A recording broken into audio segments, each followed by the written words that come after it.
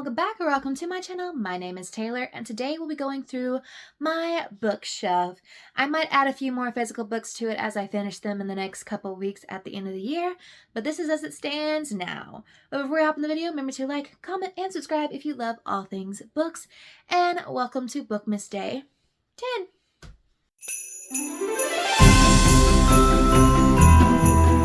So this is the last time you're going to be seeing my face for the most part for this video. I'm going to take you over to my bookshelf, which I basically get the urge to reorganize my bookshelf like once every month. So yeah, she's definitely grown this year.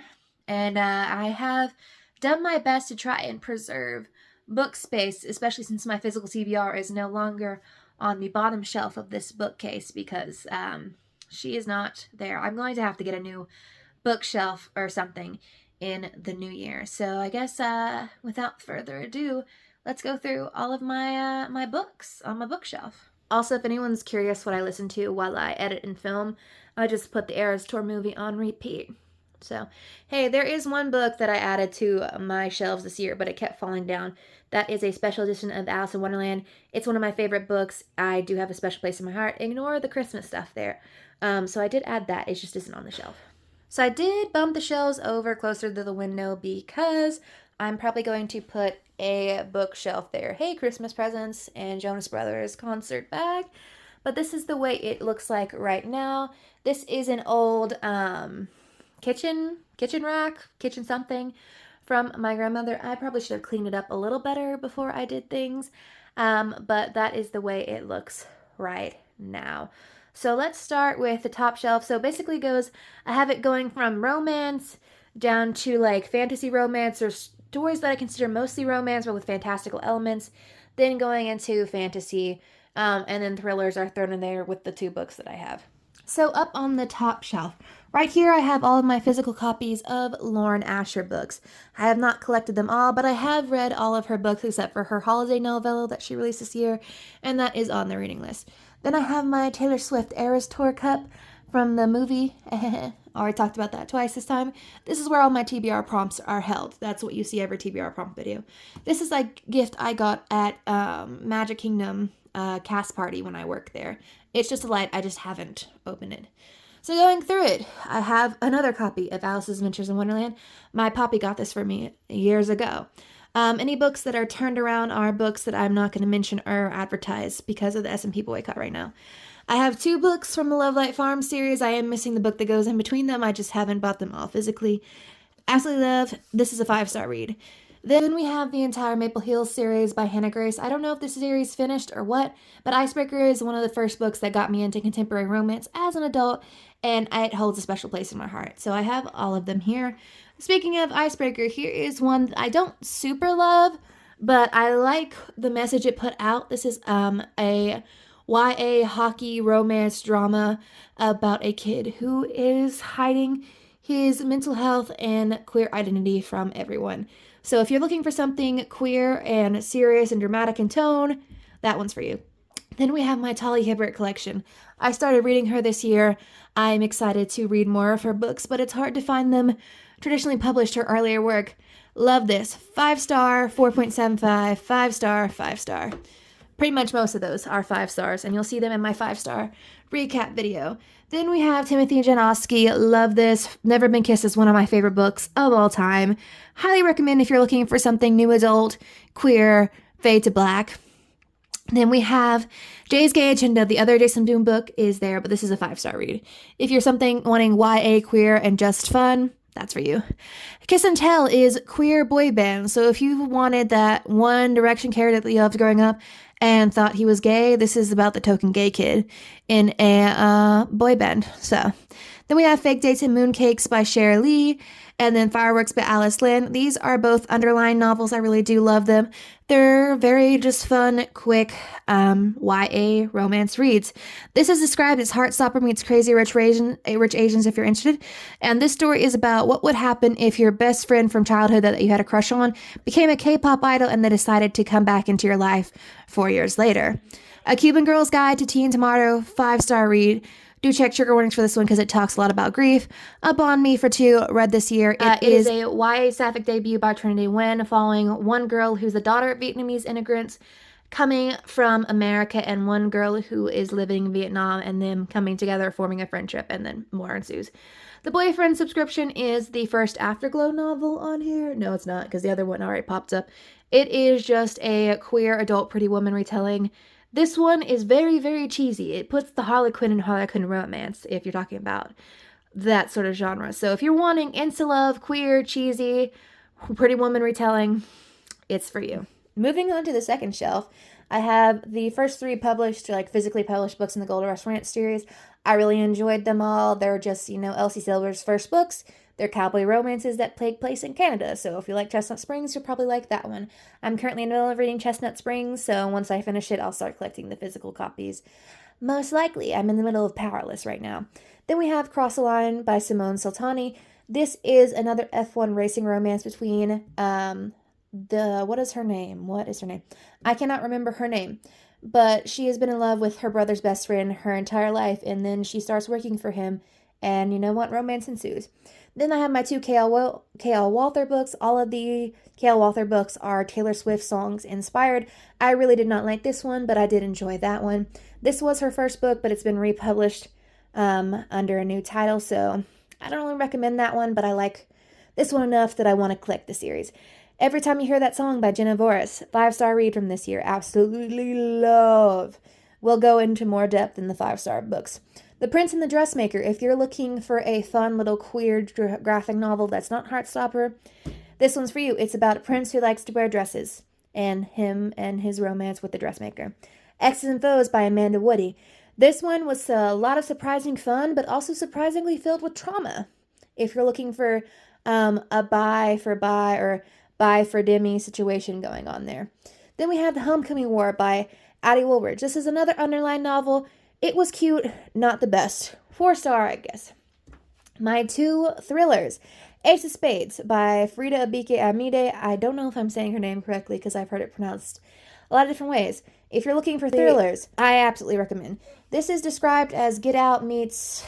I'm actually not sure, but do check your trigger warnings for that one. And speaking of trigger warnings, None Shall Sleep by Ellie Marney.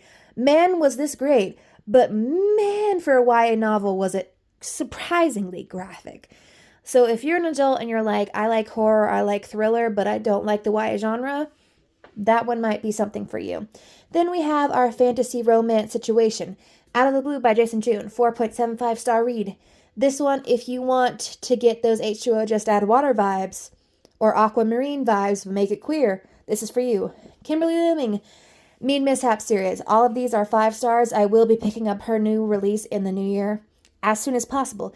If you want monster smut with a little bit of adventure with you, there you go. My Roommate is a Vampire by Jenna Levine. This is cheesy and sweet and just all sorts of fun. It may not be for you if you're not in that vibe, but if you want to find out what would happen if a vampire was in hibernation for 100 years and they need someone to figure out how to fix things for him, there you go. Assistant to the Villain and Apprentice to the Villain. I really like this one. This one was just okay for me, but they are very cute little cozy, funny fantasy reads. I just want the miscommunication to stop. Then I have my first fantasy read, Hideous Art, by various authors and edited by Dahlia Adler. This is a bunch of queer and BIPOC retellings of Edgar Allan Poe stories. It's a little cute time if you're into that for Halloween. It is YA. Then I have all of my Heartstopper novels. Will this Alice Oseman shelf expand? Yes, I'm hoping to get more for Christmas. And Glinda over here keeps falling over. And then we have Appa. These are both Funko Pops. I just got Glinda added to the collection. And then Appa's been there for a while, and he is quite dusty.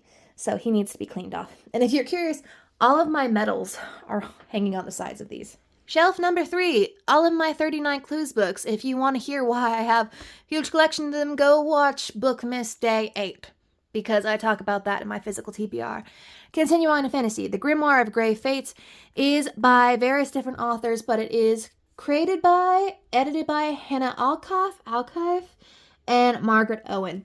This is a series of 18 different characters coming together as they all go throughout the day trying to figure out who killed their professor of their magical school.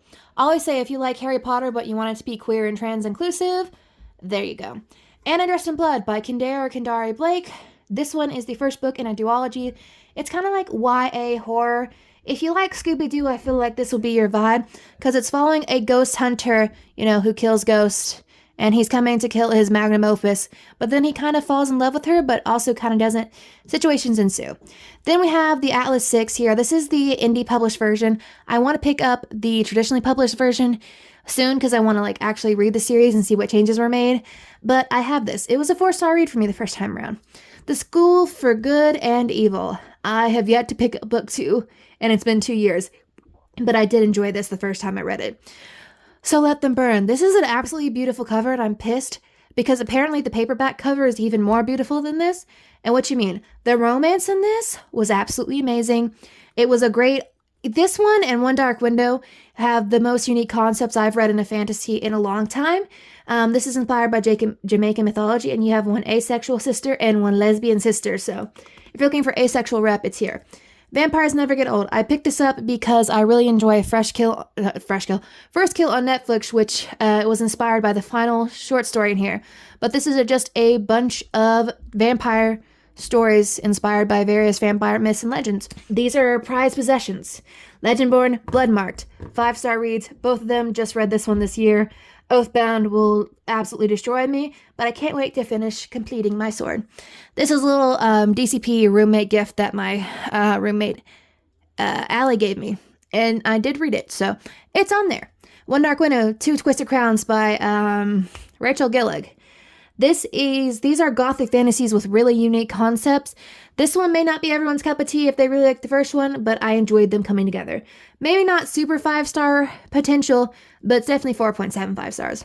Other Ever Afters is another queer graphic novel with queer and feminist fables, fairy tales, modern fairy tales for them. Dread Nation by Justina Ireland. This one is answering the question of what would happen if the zombie apocalypse took place during the Civil War and you're following the aftermath of that.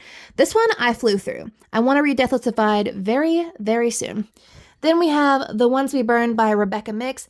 That is supposedly a sapphic Zuko Katara situation. I don't remember that, but it's a standalone YA fantasy.